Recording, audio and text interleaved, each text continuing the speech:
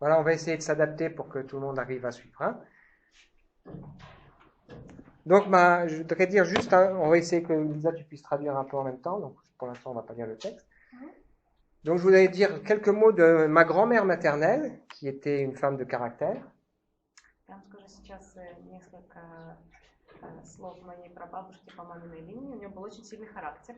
Il faut dire qu'elle n'a pas eu forcément une vie facile et qu'elle a dû se battre pour s'en sortir. У нее была не очень легкая жизнь, и ей приходилось бороться, чтобы выживать. Elle était mariée avec un militaire duquel elle a eu deux petites filles jumelles. Она была замужем за одним военным, с которым у них родилось двое девочек-близняшек. Donc ma maman et sa sœur. То есть его мама и ее сестра. Et donc une de ses filles est décédée quelques jours après la naissance. И одна из ее дочерей умерла через несколько дней после рождения. Et son mari est décédé à la guerre. И ее муж, он умер на войне. Donc elle a dû faire face seule à l'éducation d'une petite fille. Ей пришлось воспитывать самостоятельно маленькую девочку. Et au niveau de la foi, elle a été élevée dans un pensionnat religieux strict. Ma grand-mère. И эта женщина, она была воспитана в школе очень строгой, религиозной. Et donc, quand avec ma maman, on a commencé à s'intéresser à l'évangile, à découvrir l'amour de Dieu, et qu'on l'a invitée, son cœur était fermé.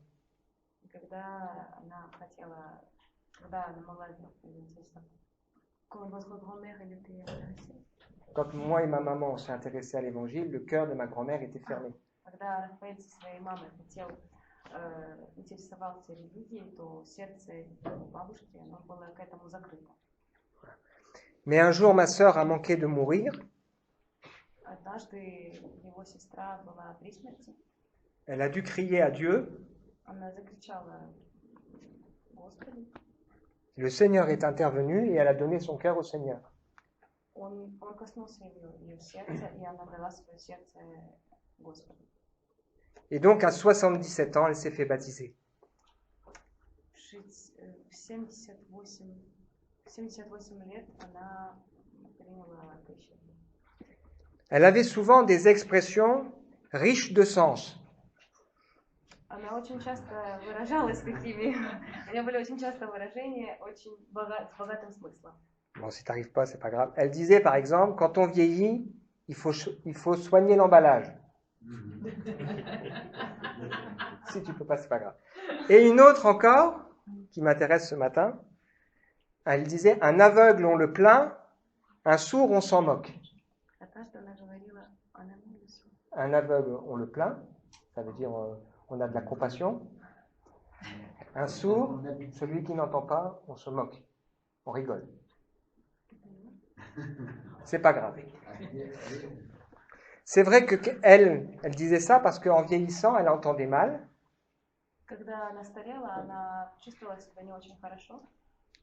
Et le fait de ne pas entendre, ça provoque des situations drôles. C'est de simplifier.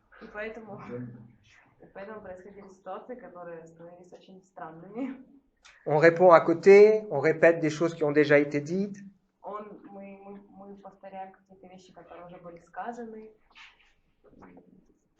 Donc, ne pas entendre, mal entendre ou ne pas vouloir entendre, c'est un handicap. Ne pas entendre. Voilà. Donc, on a une expression qui dit il n'y a pas plus sourd que celui qui ne veut pas entendre. Есть такое выражение, что нету более глухого, чем который не хочет слышать. Voilà. Évidemment, quand un message nous est donné, c'est pour qu'on puisse écouter. Очевидно, что слово, которое нам сказано, для того, чтобы мы могли его не просто слушать, но еще и слышать. Alors, tout ce qu'on partage là fait un lien avec ce qu'on a dit depuis le début du culte. То, что о чем мы сегодня будем говорить, имеет связь с тем, о чем мы говорили в начале служения. Donc, cette prière de Salomon, donne-moi un cœur qui écoute. Это молитва Соломона, которая говорит о том, дай мне сердце, которое слышит. Ou alors cette lecture qu'on a faite tout à l'heure qui nous dit que l'homme doit être rapide à écouter, lent à parler et lent à se mettre en colère. И то слово, которое сказала нам Библия, что человек должен быть скор на слышание и медленный на слова и на гнев. Parce que la Bible est comme un miroir Потому что Библия это как зеркало, qui nous montre ce qu'il y a en nous которое нам показывает, что у нас внутри, pour que des choses changent. чтобы это все можно было изменить. Donc ça amène au sujet de ce matin avec ce titre, si ça marche, tac. Comment faire les bons choix?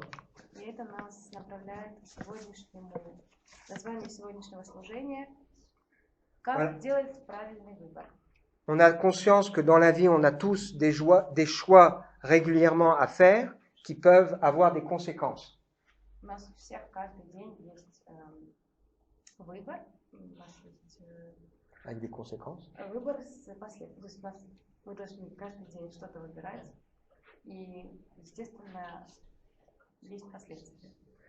Donc on sera d'accord pour dire que faire les bons choix, c'est important, mais pas forcément facile. Делать правильный выбор – это важно, но не всегда легко. Comment savoir si on aura une autre occasion? Comment savoir? Как знать, если у нас будет ли у нас другая возможность? Comment savoir comment les autres vont réagir? Как другие будут на это реагировать? Comment savoir si ce qu'on va faire va marcher? Будем ли мы знать, получится у нас или нет? On ne connaît pas l'avenir. Потому что мы не знаем будущего. Faire les bons choix, ça évoque l'idée de réussir. Делать правильный выбор в жизни помогает нам чего-то добиться. Mais ça pose la question pour nous, qu'est-ce que ça veut dire réussir? Но ставит сразу вопрос, что значит чего-то добиться. Est-ce que la réussite, c'est le succès? Или может ли быть фраза чего-то добиться – это успех? L'absence de difficultés? Или Pas de problème. Отсутствие проблем? Une longue vie? Здоровая жизнь? Une vie heureuse? Счастливая жизнь? Une vie utile? Жизнь важная? Mais est-ce que finalement, c'est même pas plus que tout ça? Но будет ли это еще больше, чем то, о чем мы сейчас сказали? Si on regarde l'expérience de Jésus, когда мы смотрим Божий путь, c'était l'homme le plus heureux sur terre. Это был человек, один из самых счастливых на земле.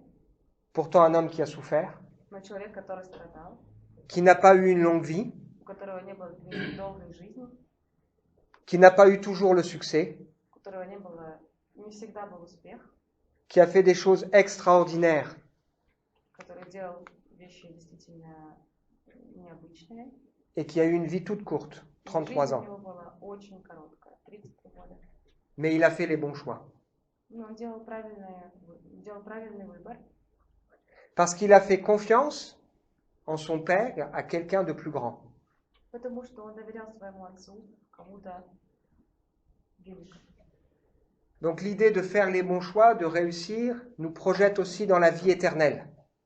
Делать правильный выбор в нашей жизни нас направляет к вечной жизни. Donc on va lire ensemble la suite de l'histoire de David et on va voir que David, souvent, quand il avait des choix à faire, il a demandé à Dieu son aide. Quand David il a dû prendre des décisions, faire des choix, il a demandé à Dieu son aide. Каждый раз, когда Давид он стоял перед выбором, он всегда просил у Бога помощи. Parce qu'une chose est certaine, c'est que si on cherche la direction de Dieu, sincèrement, Потому что если мы ищем Господа искренне, même si ça prend du temps, Dieu nous montrera. Даже если приходится ждать, Бог нам все равно покажет и откроет. Donc on va lire 1 Samuel 23, versets 1 à 14. On va prévenir David que les Philistins avaient attaqué la ville de Keïla et qu'ils pillaient les céréales sur les aires. David consulta l'Éternel pour savoir s'il devait aller attaquer les Philistins et s'il les vaincrait. L'Éternel lui répondit, « Va, tu battras les Philistins et tu délivreras Keïla. » Mais les hommes de David répondirent, « Déjà ici, dans le territoire de Juda, nous vivons constamment dans la crainte. Qu'est-ce que ce sera si nous allons à Keïla nous battre contre les bataillons des Philistins ?» David consulta une nouvelle fois l'Éternel qui lui répondit, « Mets-toi en route, va à Keïla, car je te donne la victoire sur les Philistins. » David marcha donc avec ses hommes sur Keïla, et ils attaquèrent les Philistins. Ils s'emparèrent de leurs troupeaux et leur infligèrent une lourde défaite. Ainsi, David délivra les habitants de Keïla. Il faut dire que quand Abiatar, fils d'Abimélec, s'était enfui auprès de David à Keïla, il avait emporté avec lui l'éphod, servant à consulter l'Éternel. On fit savoir à Saül que David était allé à Keïla. Alors il s'écria, « Dieu l'a livré en mon pouvoir, car il s'est lui-même enfermé dans un piège en entrant dans une ville qui a des portes et des verrous. » Il mobilisa tous ses hommes pour marcher sur Keïla et assiéger David et sa troupe. David apprit quel mauvais dessein Saül méditait contre lui. Aussi demanda-t-il au prêtre Abiatar d'apporter l'éphod. Il pria, « Éternel, Dieu d'Israël, ton serviteur a appris que Saül s'apprête à marcher sur Keïla pour détruire la ville à cause de moi. Les autorités de Keïla me livreront-elles à lui? Saül viendra-t-il vraiment comme ton serviteur l'a entendu dire? Éternel, Dieu d'Israël, je t'en prie, informe ton serviteur. » L'Éternel répondit, « Il viendra. » David ajouta, « Les autorités de Keïla me livreront-elles à Saül, moi et mes hommes? » L'Éternel répondit, « Oui, elles vous livreront. » Alors David se mit en route avec sa troupe d'environ 600 hommes, et ils quittèrent Keïla, marchant à l'aventure. On informa Saül que David avait quitté Keïla, et il renonça à son expédition. David gagna la région désertique de Ziph et s'installa dans des refuges escarpés de la montagne. Saül le cherchait jour après jour, mais Dieu ne le fit pas tomber entre ses mains. Voilà. Donc juste quelques éléments de contexte. On a David, qui est un jeune homme d'environ 20 ans. David a environ 20 ans. Мы сейчас наблюдаем историю Давида, которому приблизительно 20 лет. C'est un homme de foi, simple, sensible. Это человек верующий, простой, чувствительный. Qui n'a pas été épargné par la vie, mais Dieu a été à ses côtés et a formé son caractère. Pas épargné par la vie. У которого была нелегкая жизнь, но Бог всегда был на его стороне. Dieu a été à ses côtés. D'accord. Il est destiné à régner. Он был назначен на царствование. Plusieurs fois, il a eu à subir le rejet injuste. Много раз он оказывался в ситуациях несправедливых, Le mépris, когда его осуждали, la jalousie когда его ревновали, et la violence inexpliquée. и когда над ним издевались необъяснимо. Donc il est obligé de fuir et de se cacher dans une caverne, dans une grotte. То есть он должен был вынужден спрятаться в пещере. Il a prié Он молился, et il a demandé à Dieu que des hommes le rejoignent. он просил Бога, чтобы к нему присоединились люди. Et il a vu sa famille venir chercher du secours et 400 hommes le rejoindre. Пришла его семья и 400 человек, чтобы его спасти и присоединиться к нему. Des gens qui ont compris qu'il valait mieux être avec David. Это люди, которые поняли, что лучше быть с Давидом. Des gens qui ont tout perdu, Люди, которые все потеряли, qui sont dans la détresse которые были тоже в страданиях et dans la peine. и чувствовали Malheureux. боль, Malheureux. были несчастны. Voilà. Et là, il apprend que les Philistins, Он узнает, что филистимляне, les ennemis des Juifs, ont attaqué la ville de Keïla. это враги евреев, они атаковали город Keïla. Voilà. Donc, il pourrait se dire, ce n'est pas mon problème. Il pourrait se dire ça. Он мог бы сказать, что это не моя проблема. Le roi, c'est Saül, c'est à lui de les défendre. Потому что царь это Саул, и это ему разбираться с этой проблемой. Mais on a vu dans ce passage que 3 fois, David va demander à Dieu qu'est-ce qu'il doit faire. Но мы видим вот в этом небольшом пассаже текста Писаний, что Давид будет 3 раза спрашивать у Бога, что ему нужно сделать. Et donc, il y a pour nous 4 leçons ce matin. То есть он на сегодня нам этот текст дает 4 урока. La première, c'est que s'appuyer sur Dieu n'enlève rien à notre réflexion, notre liberté et notre initiative.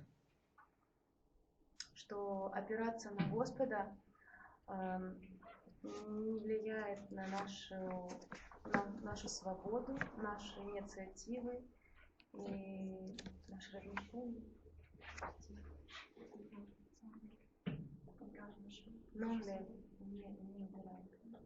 Bon. Ça veut dire que Dieu ne veut pas faire de nous des machines qui écoutons de manière automatique. Dieu ne veut pas faire de nous des automates.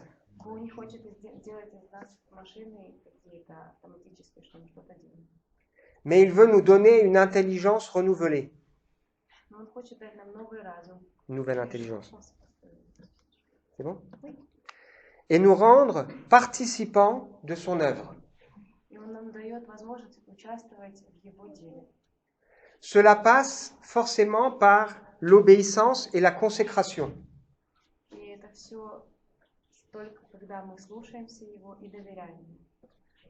C'est ce qu'avait compris Salomon lorsqu'il a dit « Donne-moi un cœur qui écoute ».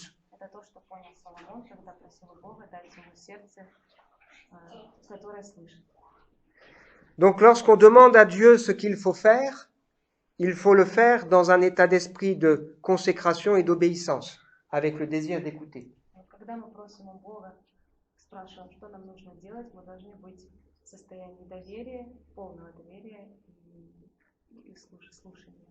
Et Dieu saura nous montrer ce qu'il faut faire.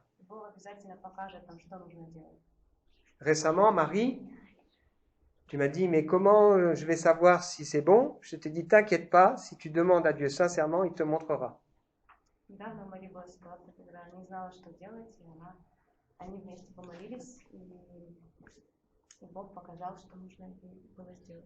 Et le Seigneur te l'a montré.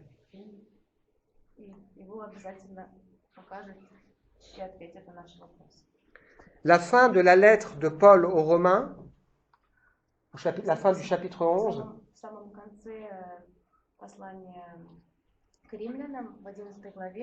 nous dit que Dieu n'a pas besoin de conseils, c'est simplifié, de conseils. Oui. Il sait ce qu'il doit faire,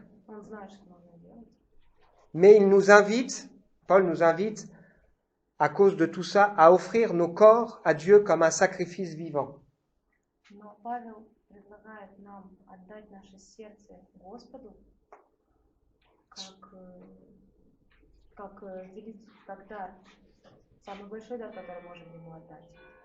C'est ça qu'on appelle un culte qui honore Dieu, s'offrir à Dieu. Et ce texte nous dit de ne pas nous laisser modeler, façonner par le monde actuel.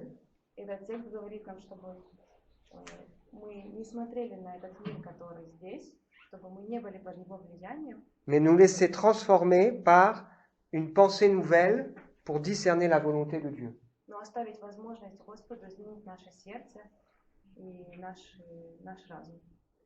Ce qui est bon, ce qui plaît à Dieu et ce qui est parfait.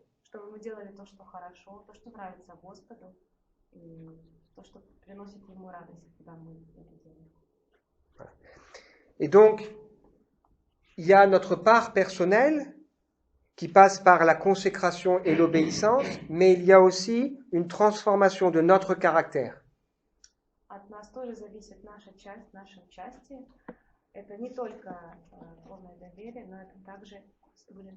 Transformation du caractère. C'est tout le thème de Jean, chapitre 15, l'évangile de Jean, chapitre 15.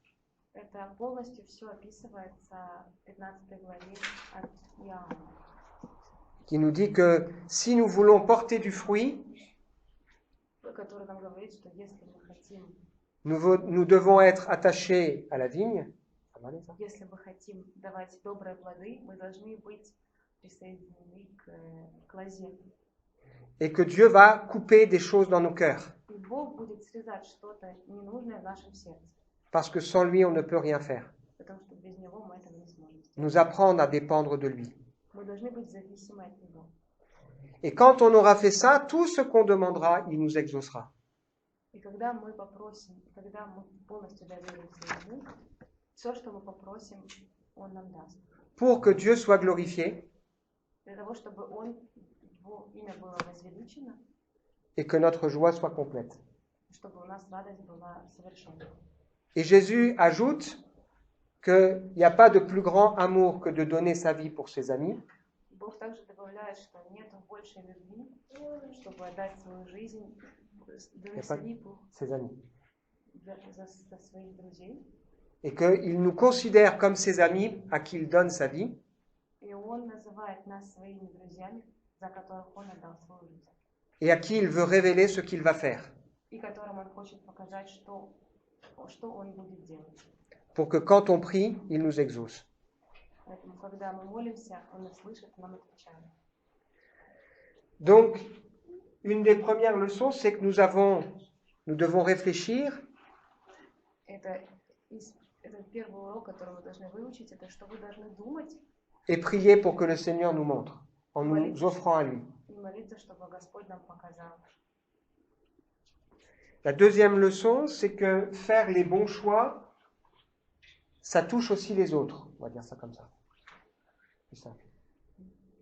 Faire les bons choix Делать правильные выборы, a un impact sur les autres. это касается и других людей. Ça veut dire que pour Dieu, les bons choix de ma vie Это значит, что делать правильные concernent aussi les autres. в своей жизни, это видят другие люди.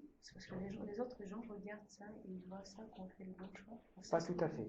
Tu vas voir. Ok. Le mal qu'on fait, il touche les autres.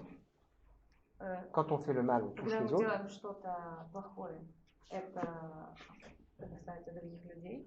Mais quand on fait le bien, on est aussi une bénédiction pour les autres. Но когда мы делаем что-то хорошее, мы также благословение для других людей. David, quand il voit des gens qui sont malheureux, il se dit « je veux agir ». Давид видит, что люди несчастные и им тяжело, и он говорит, я пойду действовать. Et ça pose une question sur notre manière de regarder autour de nous. Нам также мы ставим себе вопрос по поводу нашего поведения и нашего отношения к людям, которые в нашем окружении. Est-ce que nous voyons les besoins autour de nous? Видим ли мы нуждающихся возле нас? Mais David, il sait qu'il doit choisir ses combats. Но Давид знает, что он должен выбрать свою борьбу, которая у него была. Voilà pourquoi il va demander à Dieu, est-ce que je dois y aller ou pas? Поэтому он спрашивает у Бога, должен ли я идти или нет. Et Dieu va lui dire, oui, tu vas y aller. И Бог ему говорит, да, ты пойдешь. La troisième leçon pour nous, c'est qu'il y a un pas de foi avec l'assurance que Dieu est avec nous. Un pas de foi, un pas, un step.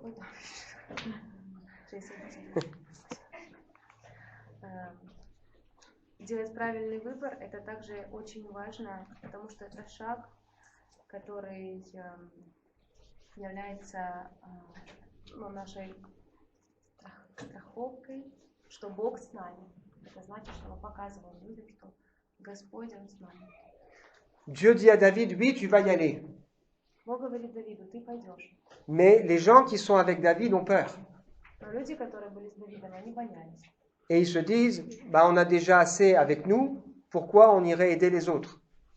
Они говорили, что у них уже и так достаточно проблем, почему они должны помогать людям. Et donc, dans ce texte, on apprend beaucoup du cœur de Dieu et du cœur de l'homme de Dieu. И в этом тексте мы узнаем очень много того, какое у Бога сердце, какое сердце у Божьего человека.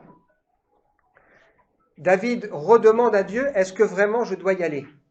Давид переспрашивает у Бога, если я на самом деле должен идти. Parfois, nous, les adultes, quand un enfant nous demande plusieurs fois la même chose, on se fâche. Иногда мы, родители, когда ребенок задает нам несколько раз один и тот же вопрос, начинаем гневаться. Mais Dieu est un Père bon. Но Бог это добрый Отец. Et il sait que le peuple a peur. И Он знает, что народ боится. Et il n'est pas gêné que David repose la question. Его не смущает, что Давид задает этот вопрос несколько раз. Donc Dieu est ému quand il voit quelqu'un qui souffre. Бога коснулось, когда Он видел, что кто-то страдал. Et il nous assure que s'il nous envoie, c'est lui qui fera l'œuvre.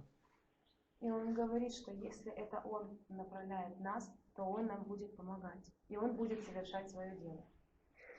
Et David va aller, les hommes vont être encouragés parce qu'ils savent que Dieu est avec eux. И Давид, он пойдет, и он будет подбадривать людей, которые с ним, потому что он знает, что Бог с ними. Le désir de Dieu, c'est de faire de nous des témoins de son œuvre. Божье желание Бога, это сделать нас свидетелями Его дела. Témoins de son œuvre. Oui. Свидетелями Его дела. Alors, je vais faire un jeu de mots en français, et c'est pas grave, si tu ne veux pas traduire. Des spectateurs. Nous sommes spectateurs, mais spectateurs. D'accord, c'est pas grave. C'est un jeu de mots. Jeu de mots. Acteur, c'est pas grave. C'est pas grave. Non, c'est riche. Mais pour ça, il faut être au bon endroit et au bon moment, à l'écoute de Dieu. Для этого мы должны быть в правильном месте и в нужное время, чтобы услышать, что Он хочет нам сказать. On voit Dieu agir dans l'Église, ici.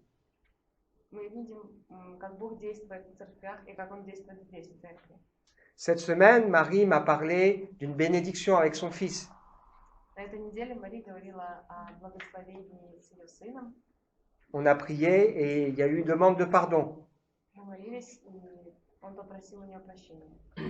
On voit les exaucements de Dieu qui agit dans nos vies. Cette semaine, Théophile, on a eu la réponse 3 ans avec l'assistante de vie scolaire, une aide à l'école. У нас есть благословение, что у Теофиля на 3 года будет преподаватель, который будет с ним работать и помогать ему, потому что у него есть сложности в образовании. Et si on regarde, on voit que Dieu agit dans les vies des uns et des autres. И когда мы смотрим, мы видим, что Бог, Он действует в жизни наших, и наших близких, и наших знакомых, друзей.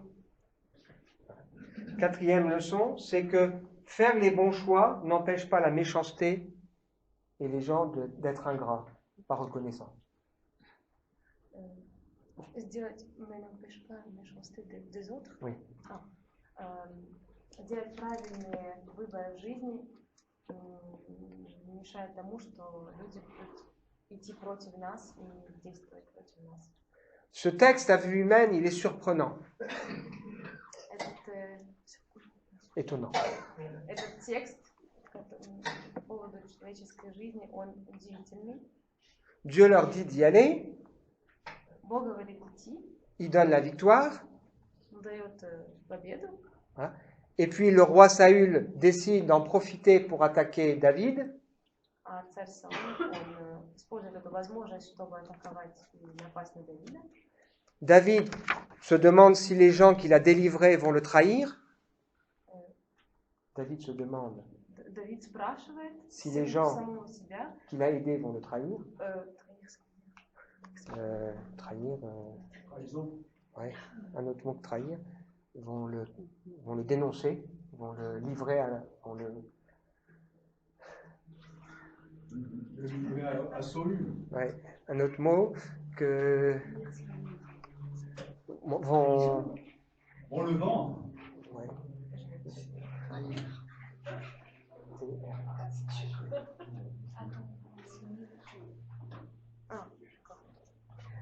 Давид se demande si les gens vont le trahir. Давид спрашивает у самого себя, будут ли люди его предавать. Donc il demande à Dieu et Dieu dit oui, ils vont le trahir. И Бог говорит, да, они будут тебя предавать. On pourrait se dire, c'est pas logique. Мы можем сказать самим себе, да, это нелогично. Pourquoi Dieu m'a envoyé délivrer des gens qui vont me trahir? Почему Бог посылает меня спасти тех людей, которые будут меня потом предавать? Parce que Dieu est bon. Потому что Бог, он добрый, он великий. Et que la bonté de Dieu ne touche pas que les gens qui vont se tourner vers lui. И что любовь и доброта, и его милость, не касается только людей, которые будут с ним. Dieu bénit même les gens qui restent méchants. Он благословляет даже тех людей, которые остаются злыми и небивыми.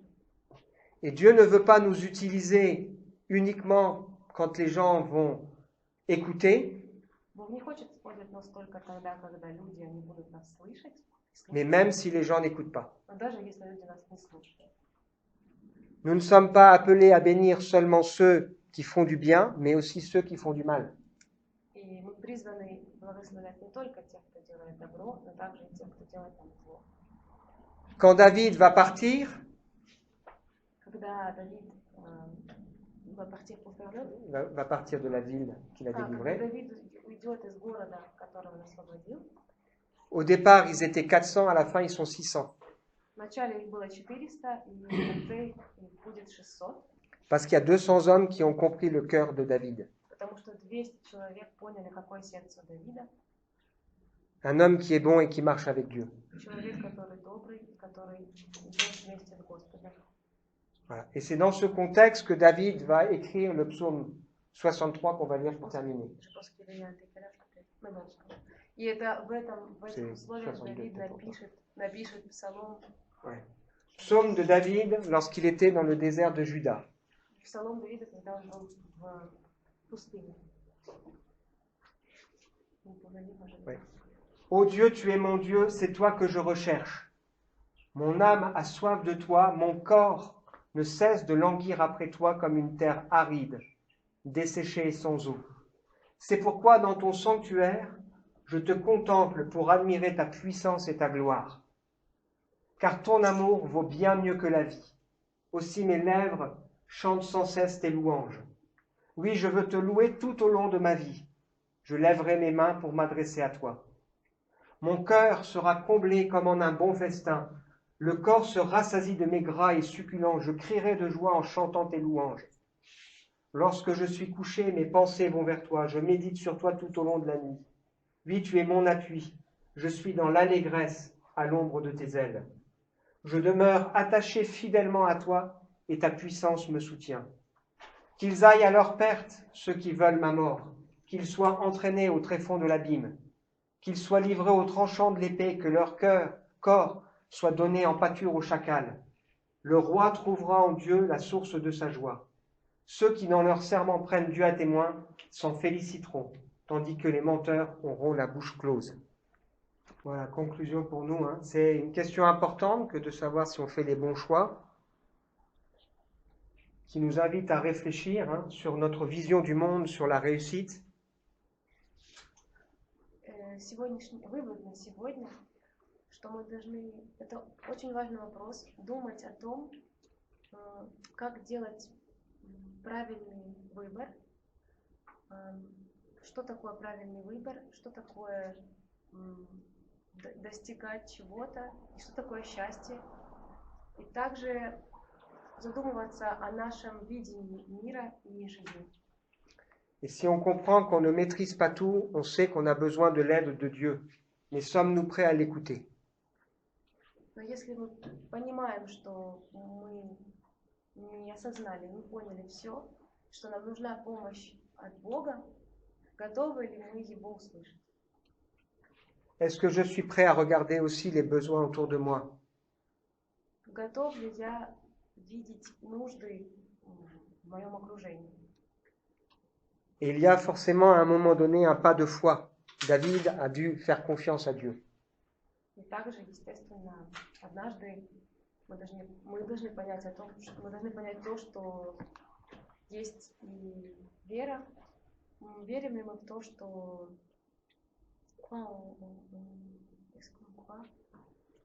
Crois-tu cela? Est-ce que tu es d'accord avec ça? согласны ли тем, что мы должны верить? Et donc la question pour nous ce matin, c'est qu'est-ce qu'à travers ce texte on a appris du caractère de Dieu? Qu'est-ce qu'on a appris aussi de l'homme de foi? Et en quoi est-ce que ça nous fait réfléchir ce matin? Также мы должны понять, что мы видим в Божьем характере, кто такой Божий человек, и мы должны задумываться, кем мы являемся сегодня. Voilà, on veut prier. Seigneur, on veut te remercier pour ta parole que nous avons pu partager ce matin, qui nous montre que tu fais preuve de bonté envers les hommes, quand bien même ceux-ci parfois ont peur et sont méchants, ingrats.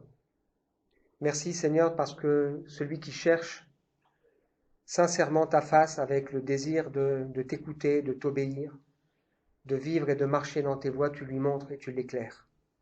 Je te prie Seigneur de nous aider les uns et les autres dans notre réflexion, notre marche avec toi. Tu sais Seigneur les questions qu'il y a dans les cœurs, tu connais les besoins. Je te prie Seigneur dans ta bonté de bien vouloir nous travailler et nous bénir. Amen.